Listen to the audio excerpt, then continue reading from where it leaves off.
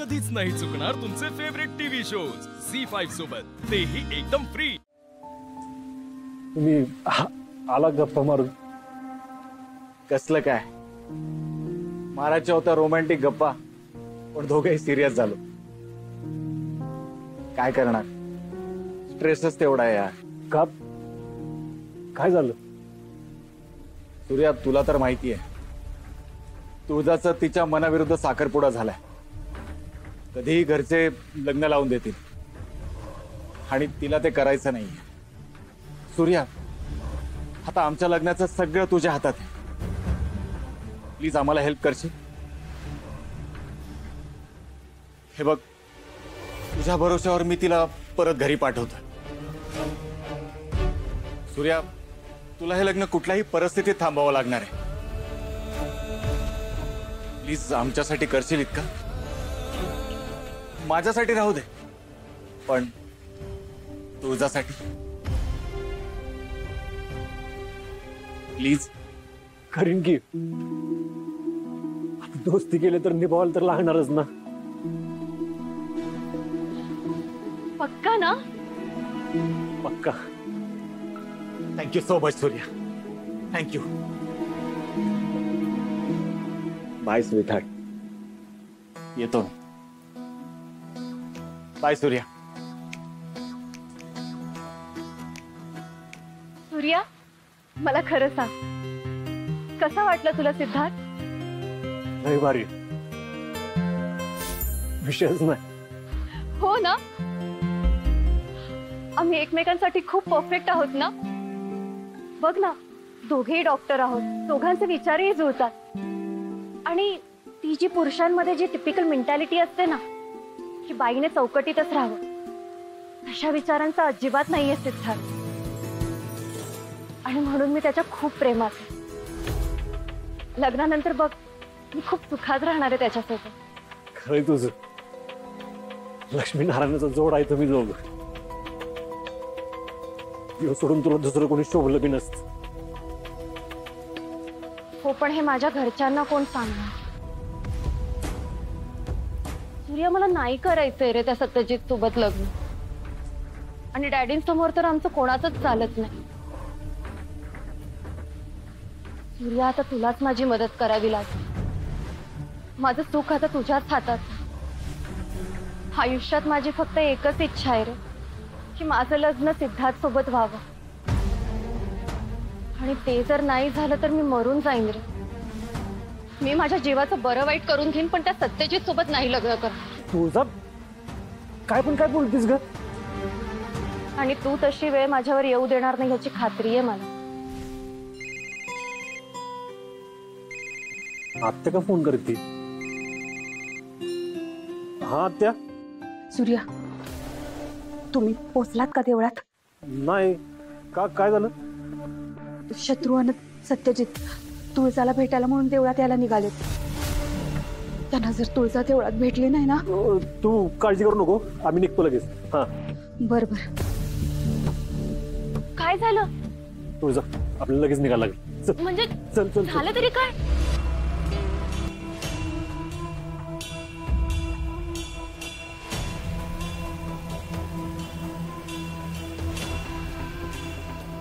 तुळजा कुठे?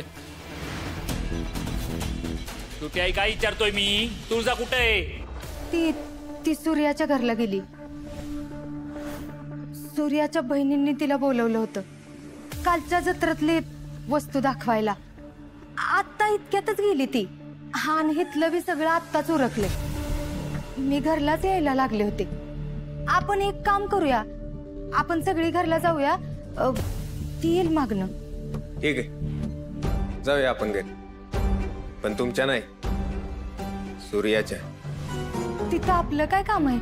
तू राहू दे, तू घरी जा, आम्ही येतो तुळजाला घेऊ।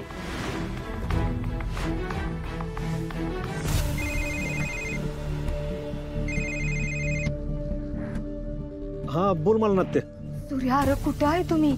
अरे मला काय सुधरणं झालं इथं। शत्रू आणि सत्यजित आले होते, विचारत होते तुळजा कुठं आहे म्हणून। मी सांगितलं तुझ्या घरला गेली म्हणून।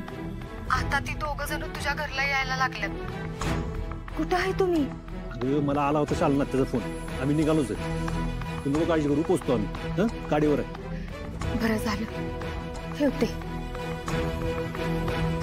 ओय दादा, तू असं बोलतोय मला काय जमणारच ना. हे बघ, तू इथलं काय टेन्शन घेऊ नको, मी सगळं बघतो इकडचं. हा, हे बघ, ह्या चौघी माझ्या समोरच उभ्या आहेत. आता जे काय करायचं येतं ना मी करतो, तू तिकडचं बघ. ए तायांनो, नीट कान देऊन ऐका. दादानं माझ्या खांद्यावर लई मोठी जबाबदारी सोपवली. त्यात मला तुमच्या मदतीची गरज आहे. इथं माझ्या इज्जतीचा सवाल आहे. हा, त्यामुळे काही गडबड नाही झाली पाहिजे, लक्षात ठेवा. पुढची 5 मिनिटं आपल्याला इतकी महत्वाची ना, जे काय करायचं ना ते 5 मिनिटात करायचं. काजू बोल ना पुढे पटपट. कसं एवढी लांबड लावतोय? राजू सांगतोय ना काजू. बोल चल. हे बघा, तो सत्यजित आणि शत्रू आपल्या घराकडे येतात. का? कशाला? तुळजाला उडकायला. तुळजाला? काही झालं तर त्यांना घराबाहेर अडवायचं आणि त्यांना सांगायचं तुळजा घरातच आहे. पण म्हणजे आपण लायाचं? लायाचं? शेव कुठला नवीन शब्द आहे? लायाचं म्हणजे खोटं बोलायचं. ए पोरींनो, तुम्ही असं बोलताय जणू दादाशी कधी खोटच बोलला नाही. हा, की दादानं सगळं करायला सांगितलंय. काही झालं तर त्यांना घराच्या बाहेर अडवायचं. पण मग ते इथं काय येणार तुळजाला शोधायला? ती घरी नाही का? आणि जर का ती घरी नाही तर मग कुठे गेलीये? दादा का आम्हाला खोटं बोलायला सांगतोय? ही दादा संग आहे का? दादा चल की जेवायला. दादा जेवायला चल. नाही मला भूक नाही, तुम्ही घ्या जेव.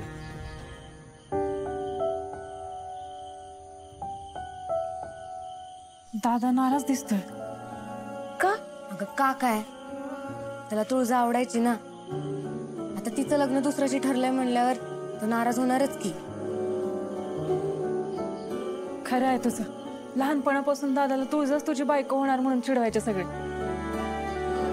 त्याने तर मनातल्या मनात तिला आपली बायको पण मानलंस. आता आपण दादाला सावरायला पाहिजे.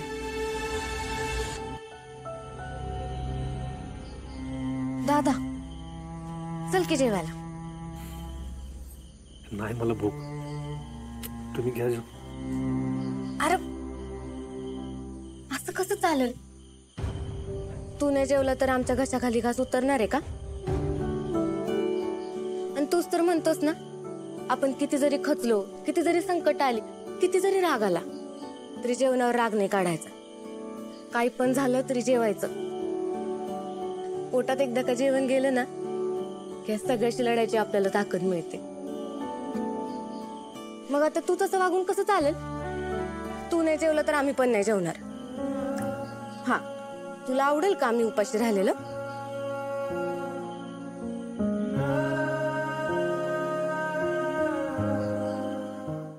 झी5 ॲप डाउनलोड करा आणि पहा सर्व एपिसोड्स एकदम फ्री.